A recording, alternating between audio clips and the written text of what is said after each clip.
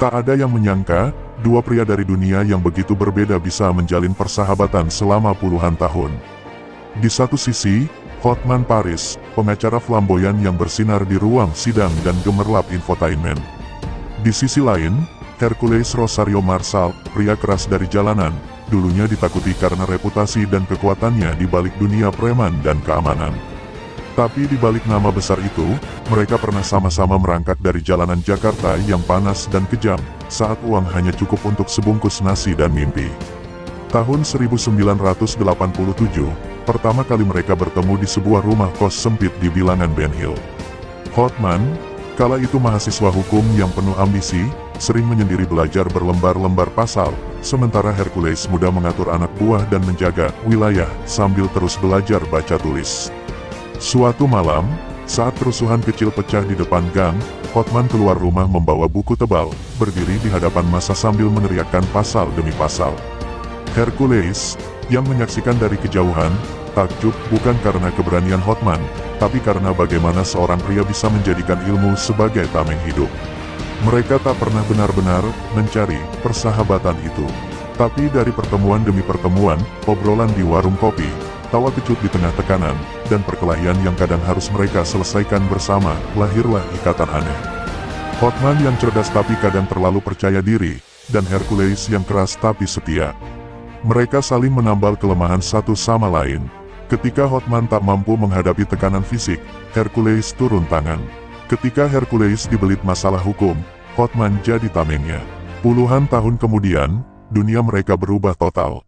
Hotman naik ke panggung televisi, berjas mewah, dikelilingi asistennya. Hercules mengelola bisnis keamanan, dikelilingi anak-anak muda yang memanggilnya abang besar. Tapi satu hal yang tak pernah berubah, mereka selalu menyapa satu sama lain bukan dengan formalitas, melainkan dengan tawa dari masa lalu. Satu panggilan telepon cukup untuk membatalkan rapat penting. Satu tatapan cukup untuk saling mengerti, bahkan tanpa sepatah kata pun. Namun hari itu berbeda. Saat Hercules melihat Hotman duduk sendiri di restoran langganan mereka, tak ada tawa di wajah itu. Hanya tatapan kosong ke cangkir kopi yang sudah dingin. Dan disitulah, untuk pertama kalinya dalam 30 tahun persahabatan mereka, Hercules merasa ada sesuatu yang tidak beres. Restoran itu belum ramai. Jam masih menunjukkan pukul 8.45 pagi, waktu yang tak lazim untuk dua pria dengan jadwal padat seperti mereka bertemu. Tapi Hercules datang tepat waktu, seperti diminta. Di sudut ruangan yang biasa mereka duduki, Hotman sudah lebih dulu tiba, sendirian, tanpa asisten, tanpa mobil mewah mencolok di parkiran. Ia duduk membungkuk, menatap kosong keluar jendela. Kopi di depannya sudah dingin, rokok tak tersentuh. Bagi Hercules, yang sudah mengenal pria itu seperti saudara, ada sesuatu yang menggelayuti udara pagi itu, dan itu bukan sekadar kabar buruk. Hercules menarik kursi perlahan. Biasanya, mereka akan mulai dengan candaan kasar khas dua pria tua yang pernah hidup di jalanan. Tapi kali ini, Hotman hanya mengangkat kepalanya perlahan, matanya merah. "Lo inget tahun 98, Her?"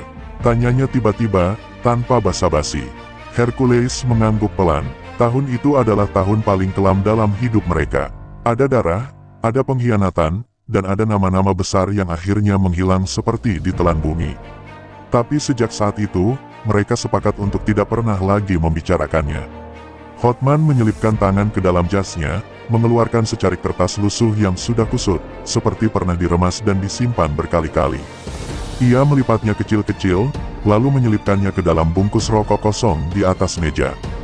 "Jangan buka, sekarang. Jangan baca di sini," katanya pelan. "Kalau gue kenapa-kenapa, itu satu-satunya yang bisa lo pakai buat buktiin siapa yang sebenarnya pengkhianat." Hercules menatap sahabatnya lekat-lekat. Ini bukan gaya Hotman. Ia bukan orang yang bicara dengan kode atau simbol. Kalau ia sampai begitu, berarti yang sedang mereka hadapi bukan sekadar persoalan hukum. Tiba-tiba, Hotman berdiri. Ia bahkan belum menyesap kopinya. "Gue harus pergi. Jangan tanya kemana," ucapnya cepat sambil meraih kunci mobil. "Kalau lo dapat telepon dari orang berjas hitam, bilang aja lo gak ngerti apa-apa." Hercules, yang terbiasa menghadapi ancaman dari dunia gelap, justru merasa nyalinya menciut. Bukan karena takut, tapi karena rasa kehilangan yang menggantung di udara. seolah Hotman sedang mengucapkan salam perpisahan, tanpa mengucapkan selamat tinggal. Dan benar saja, saat Hotman berjalan keluar restoran, Hercules memperhatikan dari balik kaca. Bukan mobil Ferrari yang menjemputnya, melainkan sebuah sedan hitam tua tanpa plat nomor depan. Di kursi pengemudi, seorang pria bermata tajam menatap lurus ke depan, tak menoleh sedikit pun. Mobil itu melaju pelan, lalu menghilang di tikungan. Hercules duduk kembali, menggenggam bungkus rokok itu erat-erat. Dan untuk pertama kalinya dalam hidupnya yang penuh kekerasan, ia merasa takut, bukan untuk dirinya, tapi untuk sahabat yang telah menjadi bagian dari jiwanya. Hercules duduk diam cukup lama di restoran itu, seolah berharap Hotman akan kembali masuk dan bilang semuanya cuma gurauan. Tapi waktu berjalan lambat dan perasaan itu makin menyesakkan dada, seperti menanti badai tanpa tahu dari mana datangnya. Dengan tangan gemetar, ia mengambil bungkus rokok kosong yang tadi diselipkan Hotman. Ia menyobeknya pelan, seolah kertas di dalamnya adalah sesuatu yang bisa meledak jika disentuh sembarangan. Di dalamnya, selembar tisu putih lusuh terlipat rapi. Di tengah tisu itu, ada tulisan tangan Hotman, singkat, miring, dan tergesa. Ingat nama ini, J. Sanjaya, kalau gue lenyap, dia dalangnya. Mulai dari kasus pasar hingga yang hilang tahun 98. Jangan percaya siapapun, kecuali yang tahu luka di tangan kananku. Hercules membaca berulang-ulang. Nama itu membangkitkan bayangan kelam dari masa lalu, seorang pengusaha licik yang dulu nyaris terseret dalam kasus korupsi proyek pemerintah, tapi entah bagaimana lolos bersih. Kasus itu pernah membuat Hotman frustasi karena kalah dalam pembelaan yang katanya diintervensi dari luar. Yang lebih membuat Hercules merinding adalah bagian terakhir, yang tahu luka di tangan kananku. Luka itu hanya diketahui segelintir orang, termasuk dirinya. Luka kecil berbentuk setengah lingkaran di dekat pergelangan tangan kanan Hotman, akibat lemparan botol saat mereka berkelahi melawan kelompok preman lain di Tanah Abang, 30 tahun lalu. Tak butuh waktu lama hingga ia sadar, pesan ini bukan sekadar peringatan, tapi permintaan terakhir. Hercules tahu benar, Hotman bukan orang yang mudah takut. Tapi jika ia sampai menulis ini di tisu, bukan WhatsApp, bukan email, bukan suara, berarti semua komunikasi mereka telah disusupi. Dan kemungkinan besar, nyawa Hotman sedang dihitung waktunya. Dari pria yang biasa menertawakan masalah hukum paling rumit, kini Hotman seperti pelari malam yang hanya berharap satu hal, seseorang akan meneruskan perjuangannya saat ia tak bisa lagi berbicara. Hercules menyelipkan tisu itu ke dalam dompetnya, di balik foto anaknya. Hatinya membara, bukan hanya karena rasa takut, tapi karena kehormatan seorang sahabat sedang digantung di ujung tali.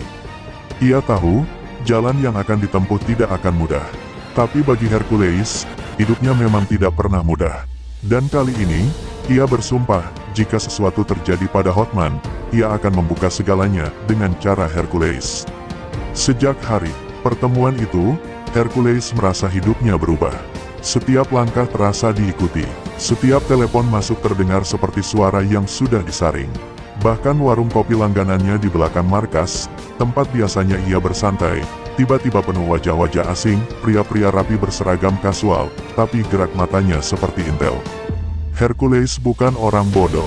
Ia pernah hidup dari dunia yang mengajarkan bahwa musuh sejati bukan yang berteriak dari depan, tapi yang diam-diam menyusup dari belakang. Dan sekarang, ia merasa sedang berada di tengah pusaran yang ia sendiri belum bisa lihat pusatnya. Ia mulai menyelidiki nama yang ditulis Hotman, J. Sanjaya. Tak ada yang terang di internet. Tidak ada profil terbuka, tidak ada foto resmi. Tapi Hercules punya jalur sendiri. Dari mulut ke mulut, ia dengar bahwa nama itu masih aktif bergerak di balik layar, mengatur jaringan usaha yang tersambung ke banyak proyek pemerintah. Bahkan rumor menyebut, dialah dalang di balik pembersihan kasus-kasus besar yang tidak pernah sampai ke pengadilan. Orang ini bukan sekadar mafia, tapi hantu yang menari di antara meja para pejabat dan para jenderal. Yang membuat Hercules semakin curiga, beberapa orang kepercayaannya mulai mundur diam-diam. Ada yang mengaku ditekan, ada yang menghilang tanpa jejak. Salah satu sopirnya bahkan ditemukan meninggal di dalam mobil, resmi disebut serangan jantung. Tapi Hercules tahu sopir itu baru 34 tahun dan tidak pernah punya riwayat penyakit. Perlahan, ia menyadari siapapun yang sedang ia hadapi sudah bergerak lebih cepat. Dan pesan Hotman bukan peringatan biasa, itu adalah alarm bahwa waktunya tinggal sedikit. Malam itu, Hercules kembali ke rumah lamanya di daerah Cengkareng, tempat ia biasa menyimpan barang-barang penting yang tak pernah disentuh siapapun. Di bawah lantai kayu yang digembok besi, ia membuka kotak baja penuh dokumen lama. Di sana, ada catatan tentang kasus 98 yang dulu mereka berdua tangani diam-diam. Kasus hilangnya seorang saksi penting bernama Andika Prakoso, yang menghilang sehari sebelum memberikan kesaksian tentang penggelapan dana proyek nasional. Saat itu, Hotman pernah bilang, kalau Andika bicara, banyak nama besar yang tumbang. Tapi Andika tak pernah muncul lagi. Dan malam itu, Hercules menemukan berkas fotokopi KTP-nya, diselipkan di balik amplop usang, dengan tulisan tangan Hotman, kalau lo cari awalnya, mulai dari sini. Sambil memegang kertas itu, Hercules menatap keluar jendela. Kota Jakarta masih benderang dengan cahaya lampu dan suara klakson, tapi di balik gemerlap itu, ia tahu sedang ada pertempuran diam yang tak semua orang bisa lihat. Dan kini, tanpa pernah memilih, ia telah jadi pemain utama. Hanya satu hal yang membuatnya tetap tegak, ia tidak sedang membela hukum, tidak sedang memburu uang, ia sedang menjaga nama sahabatnya, dan kebenaran yang hampir dibungkam selamanya. Pagi itu, langit Jakarta digelayuti awan kelabu. Hercules memarkir mobil tuanya di halaman gedung Pengadilan Negeri Jakarta Barat, tempat yang dulu sering ia datangi bersama Hotman untuk mengantar dokumen atau sekadar mengamati sidang. Bangunan itu masih berdiri kokoh, tapi terasa lebih dingin dari yang ia ingat. Ia tak datang untuk menggugat atau memberi kesaksian. Ia datang untuk menggali masa lalu, lebih tepatnya, sidang terakhir sebelum saksi bernama Andika Prakoso menghilang. Dan di sanalah ia menemukan sesuatu yang mengejutkan, sidang tersebut tak tercatat dalam daftar arsip terbuka. Ia berbicara dengan seorang petugas arsip tua yang sudah mengenalnya sejak dulu. Setelah menunggu berjam-jam dan memberi sedikit uang rokok, sang petugas menyeret keluar sebuah map usang yang tidak pernah dimasukkan ke database resmi. Isinya, salinan dokumen persidangan internal dengan inisial saksi disamarkan. Tapi, Hercules mengenali gaya tanda tangan Hotman di bagian akhir. Dalam dokumen itu, disebutkan bahwa sidang dibatalkan mendadak karena alasan keamanan saksi, lalu digantikan dengan sidang tertutup yang konon tidak pernah terjadi. Ada satu nama yang berulang muncul di dokumen itu sebagai perantara pihak luar, JS. JS, inisial yang selama ini hanya muncul sebagai bayangan. Hercules mencocokkan dengan catatan Hotman. J. Sanjaja, kini semuanya mulai terangkai, tapi ada satu catatan tambahan dalam lampiran, tertulis tangan, tidak resmi, Andika dibawa ke lokasi aman oleh penghubung dari lembaga hitam. Disembunyikan, bukan dibunuh. Jantung Hercules berdetak lebih cepat. Jika ini benar, berarti selama ini saksi itu tidak hilang, melainkan disembunyikan oleh pihak yang mengatur segalanya dari balik layar. Dan jika Andika masih hidup, ia bisa menjadi kunci segalanya. Namun langkah Hercules tidak luput dari pengawasan. Saat ia berjalan keluar gedung pengadilan, sebuah sedan hitam menyalakan mesin secara tiba-tiba.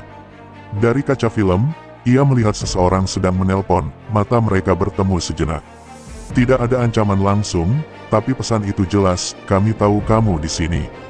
Hercules tidak lari, ia berdiri tegak, menyalakan rokok, dan menatap lurus ke mobil itu sebelum akhirnya berlalu. Dalam pikirannya hanya satu hal, semakin mereka mencoba menakutinya, semakin ia yakin kebenaran ada di ujung jalur ini. Di malam harinya, ia menghubungi seorang kenalan lama, mantan intel yang pernah diselamatkannya dari kasus pembunuhan bertahun lalu. Gue butuh info soal satu orang, Andika Prakoso. Kalau dia masih hidup, gue mau tahu dia di mana, ujar Hercules pelan. Di ujung telepon, terdengar diam panjang sebelum dijawab, lu yakin mau buka itu lagi, Her? Yang lu cari bukan cuma orang, lu lagi nyentuh sesuatu yang bahkan negara aja gak mau akui. Tapi Hercules hanya menjawab satu kalimat sebelum menutup telepon, gue bukan cari kebenaran buat negara. Gue cari kebenaran buat sahabat gue. 2 malam setelah penyelidikan di pengadilan, Hercules menerima pesan singkat dari nomor tak dikenal, besok, pukul 2 dini hari. Gudang tua di Pelabuhan Marunda. Sendirian. Jangan bawa siapa-siapa. Tak ada nama, tak ada identitas. Tapi Hercules tahu, ini bukan jebakan biasa. Ini undangan dari orang yang tahu terlalu banyak, mungkin dari mata yang mengintainya sejak ia membuka kembali kasus Andika. Malam itu, ia berdoa pendek, menyelipkan tisu pesan Hotman ke dalam kaos kaki, dan membawa satu pistol kecil yang hanya digunakan jika semua jalan benar-benar tertutup. Gudang tua itu berdiri rapuh, seakan-akan runtuh kapan saja. Tapi di dalamnya, justru hidup denyut sunyi yang mengancam. Bau oli dan garam laut bercampur dengan debu besi karatan. Di tengah ruangan, seorang pria berdiri membelakangi cahaya lampu. Tubuhnya kurus, tapi tegap. Dan saat ia perlahan menoleh, Hercules menahan napas. Wajah itu, meski lebih tua dan penuh luka, ia mengenalinya. Andika Prakoso, orang yang dianggap hilang hampir 3 dekade itu masih hidup dan berdiri di depannya. "Gue udah nunggu seseorang dari masa lalu," ucap Andika dengan suara serak. "Tapi gue gak ngangka yang datang lo, Her." Ia bercerita dengan suara rendah, seperti orang yang sudah terlalu lama bicara pada dinding. Setelah sidang dibatalkan waktu itu, ia diamankan oleh sebuah unit rahasia, bukan polisi, bukan militer, tapi kelompok bayangan yang mengabdi pada kepentingan politik tersembunyi. Mereka bilang gue bakal dibunuh kalau bersuara. Tapi gue tahu, suatu saat, orang seperti Hotman bakal balik nyari jawaban. Dan sekarang lo di sini. Hercules menunjukkan tisu pesan dari Hotman. Saat Andika membacanya, ia menutup mata lama. Dia benar, semua dalangnya ada di tangan J. Sanjaja, tapi yang lo gak tahu, JS gak kerja sendirian. Dia punya backing, orang dalam, dan lebih dari itu, dia nyimpan semua bukti di satu tempat yang bahkan aparat gak berani sentuh. Andika menyodorkan sebuah flash disk kecil. Isinya sebagian dari data, tapi untuk sisanya, lo harus ambil sendiri di tempat mereka nyembunyiin gue dulu, villa senyap di puncak. Tempat itu cuma ada di peta lama, gak ada di Google. Lo siap mati, Hercules menggenggam flash disk itu erat-erat. Matanya tak berkedip, tapi dadanya penuh gejolak. Ia tahu, perjalanan ini tidak akan ada tiket kembali. Tapi ia sudah melangkah terlalu jauh untuk mundur. Dan kini, bukan hanya demi Hotman. Ini tentang membersihkan luka lama, mengakhiri sandiwara besar yang telah menghilangkan terlalu banyak suara. Dalam gelapnya gudang itu, dua pria yang nyaris jadi hantu masa lalu saling mengangguk. Pertarungan baru saja dimulai, dan babak berikutnya akan lebih brutal dari apapun yang pernah mereka hadapi. Kabut turun pekat saat Hercules tiba di kawasan puncak yang sepi. Ia mengikuti petunjuk samar dari peta lawas yang diberikan Andika, jalur tanah sempit yang tak terlihat di peta digital manapun, menembus hutan pinus dan lereng curam. Setelah hampir 1 jam berkendara perlahan, ia melihat bangunan tua bergaya kolonial di kejauhan. Villa senyap, dikelilingi pagar kawat berkarat dan semak-semak liar, tempat itu seperti makam yang menunggu digali kembali. Jantungnya berdetak cepat, bukan karena takut, tapi karena ia tahu, di balik dinding villa itu tersimpan potongan akhir dari teka-teki yang telah memakan terlalu banyak korban. Ia masuk dari samping, memanjat tembok retak dan menembus jendela belakang yang terbuka sedikit. Di dalam, suasana begitu sunyi, hanya derit kayu dan suara angin menghantam kaca. Tapi di lantai 2, ia menemukan kamar yang berbeda dari yang lain, bersih, rapi, dan dijaga. Dua pria bersenjata berjaga di depan pintu, berbicara pelan lewat handi-talkie. Hercules tahu ia tak bisa frontal. Ia bersembunyi di balik lemari tua, mengintai hingga kedua penjaga lengah. Dengan gerakan cepat dan senyap, ia melumpuhkan mereka, tulang retak, tubuh jatuh tanpa suara. Saat pintu kamar dibuka, ia mendapati ruang penuh lemari besi dan komputer tua, menyala dalam cahaya monitor hijau. Di salah satu rak, Hercules menemukan folder yang diberi label Proyek 98 Sanjaja. Di dalamnya, foto-foto, laporan keuangan, transkrip penyadapan, dan sebuah rekaman suara berdurasi 2 menit. Saat diputar, terdengar jelas suara J. Sanjaja sedang berbicara dengan seseorang yang disebut Jenderal D. Mereka membahas pembersihan saksi, rekayasa sidang, dan suap besar-besaran ke pengadilan. Yang paling mengerikan, nama Hotman Paris disebut. Kalau si pengacara itu mulai ribut, kita bisa buat dia terlihat gila, atau, kalau perlu, kita hilangkan pelan-pelan. Tangan Hercules mengepal. Ini bukan lagi spekulasi. Ini adalah pengakuan langsung dari mulut para dalang. Tiba-tiba, suara tembakan memecah keheningan. Kaca jendela di belakangnya pecah. Ia terjatuh, menyelamatkan folder dan flash disk tambahan yang ditemukan.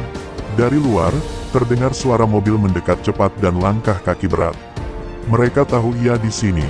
Dalam hitungan detik, Hercules menerobos ke dapur, membuka pintu jebakan tua yang mengarah ke bawah tanah. Tangga sempit itu gelap dan penuh sarang laba-laba, tapi ia tak punya pilihan. Ia harus kabur, membawa bukti ini keluar hidup-hidup.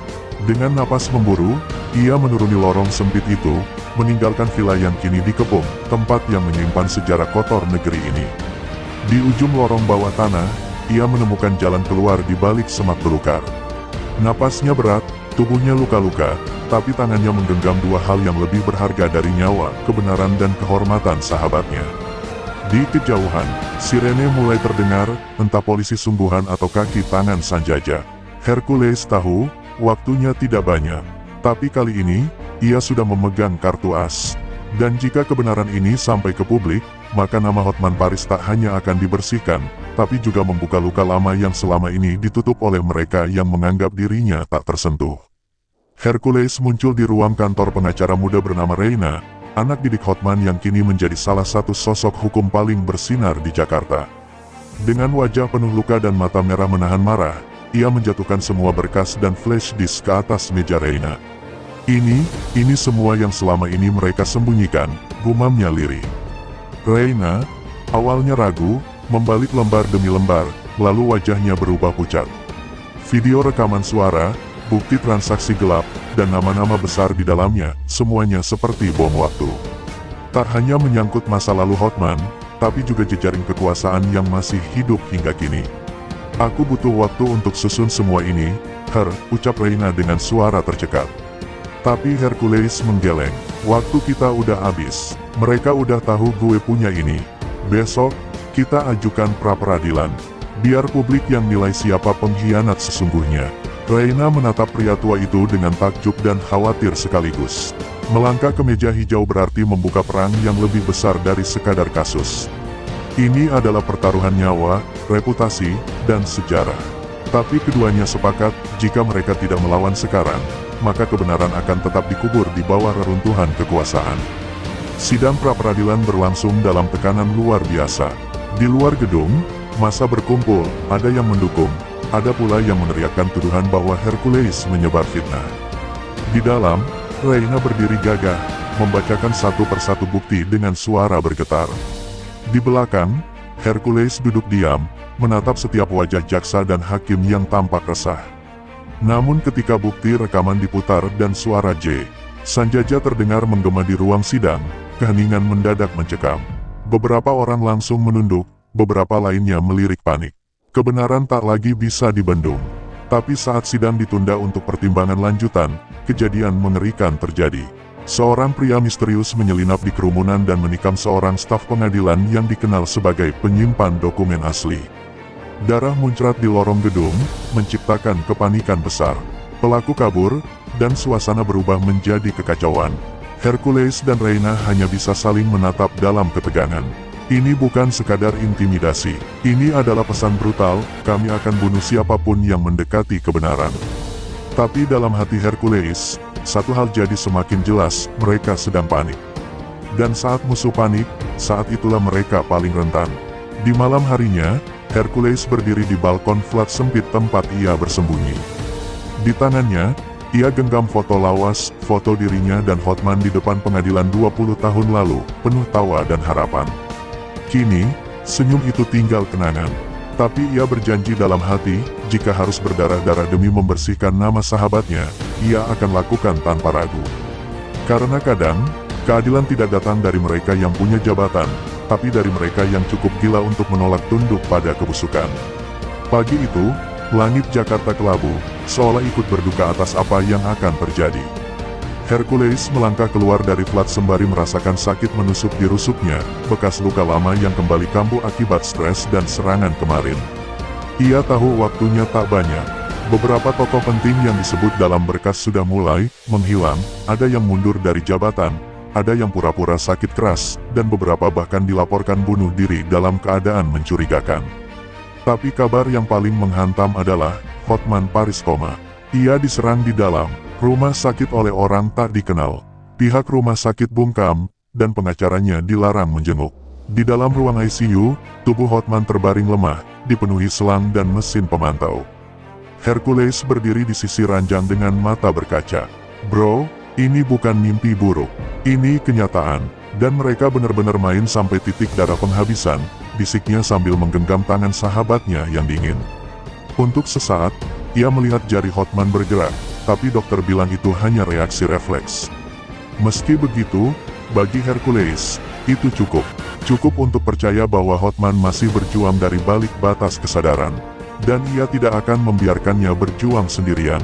Di luar rumah sakit, Reina datang dengan kabar penting, sidang akan dilanjutkan dalam 48 jam. Namun, saksi kunci yang tersisa, Andika Prakoso, menghilang dari lokasi perlindungan. Villa tempat ia bersembunyi ditemukan terbakar. Tak ada mayat, tapi jejak darah ada di mana-mana. Hercules menahan marah dan kecewa, tapi ia tahu, ini adalah harga dari memegang kebenaran. Musuh tidak sedang bersembunyi, mereka sedang mengamuk, dan semakin dekat ia ke pusat luka itu, semakin banyak yang akan tumbang. Tapi ia tak lagi bisa mundur, terlalu banyak darah sudah tumpah. Jika ia berhenti sekarang, semua akan sia-sia. Malam harinya, saat menyusun strategi terakhir dengan Reina, mereka menerima panggilan misterius dari nomor terenkripsi. Suara berat terdengar di ujung sana, kalian sudah terlalu jauh. Jika berani buka mulut di sidang, kalian tidak akan keluar hidup-hidup. Hercules tertawa lirih. Kalau gue takut mati, dari dulu gue udah jadi penjilat kayak lo. Ia menutup telepon, melemparnya ke dinding. Reina hanya bisa menatapnya dengan ngeri sekaligus kagum. Lelaki ini, dengan tubuh renta dan masa lalu kelam, kini menjadi benteng terakhir dari kebenaran yang ditinggalkan semua orang. Pagi berikutnya, Hercules berdiri di depan kaca, mengenakan setelan jas lama yang dulu ia kenakan saat mendampingi Hotman di sidang penting 2 dekade lalu. Wajahnya penuh luka dan kantung mata yang dalam, tapi matanya menyala dengan api yang tak bisa dipadamkan. Ini hari kita, bro, bisiknya pada cermin.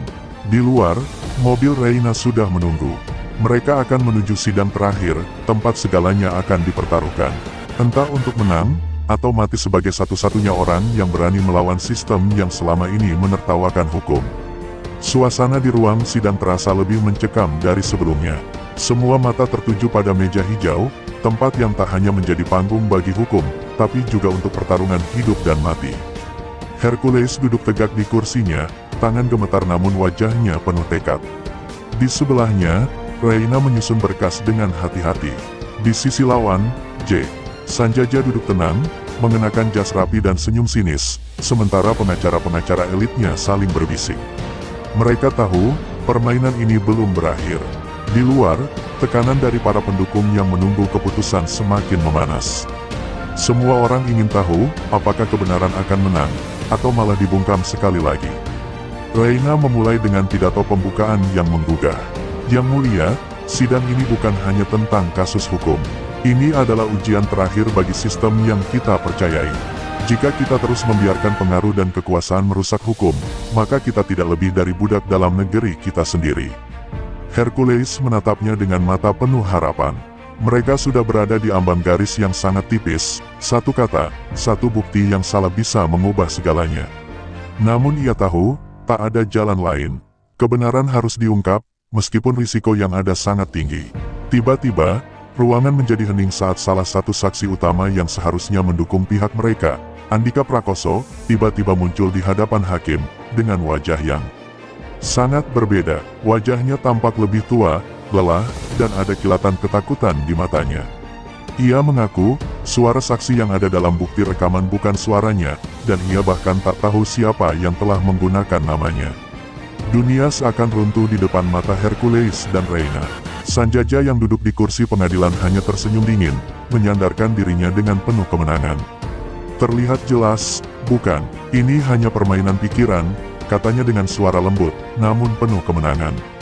Namun, kepercayaan pada kebenaran masih ada di hati mereka.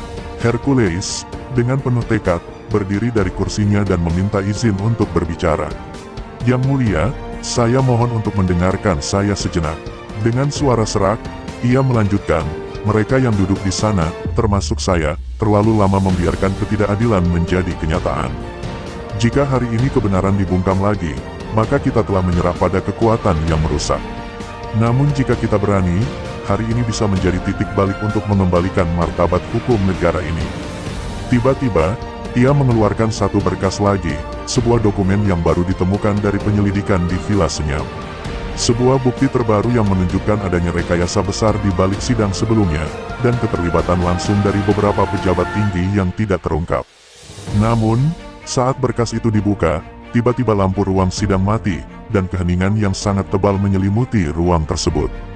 Di luar, terdengar suara sirene yang semakin mendekat, dan suara-suara berteriak dari luar gedung. Hercules merasa tubuhnya menegang. Sesaat setelah itu, terdengar suara langkah kaki berat memasuki ruang sidang. Orang-orang mulai berlarian, dan satu sosok keluar dari bayangan, Andika Prakoso yang sebelumnya mengkhianati mereka, kini berdiri dengan pistol di tangan, mengarahkannya ke kepala salah satu hakim yang lebih banyak diam daripada berbicara. Dalam detik itu, Hercules tahu, ini adalah saat penentuan. Apakah mereka akan berperang untuk keadilan dengan cara yang benar, atau harus melawan dengan cara yang lebih gelap? Sangat jelas, hidup mereka kini berada di ujung tanduk, dan hanya keberanian yang akan membawa mereka keluar hidup-hidup dari malam yang penuh darah ini.